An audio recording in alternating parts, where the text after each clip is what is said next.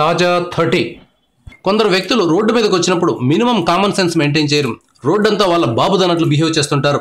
Toll plaza దగ్గర toll కడితేనే car ముందుకు కదులుతుంది. ఈ విషయం తెలియని వారు ఎవరు ఉండరు. అయినప్పటికీ కొందరు వ్యక్తులు టోల్ ప్లాజాను నిర్వహిస్తున్న వారిపై విరుచుకుపడుతుంటారు. వారి మీద దాడి కూడా చేస్తుంటారు. సీసీటీవీ కెమెరాలు చూస్తున్నాయన్న జ్ఞానం కూడా లేకుండా ప్రవర్తిస్తుంటారు. గుర్గావ్లోని కేర్కీ డౌలా టోల్ ప్లాజా వద్దకు ఓ వ్యక్తి కారులో వచ్చాడు. 60 రూపాయల టోల్ ట్యాక్స్ కట్టమంటే మొండికేశాడు. వచ్చిందేమో బెంజ్ కారులో.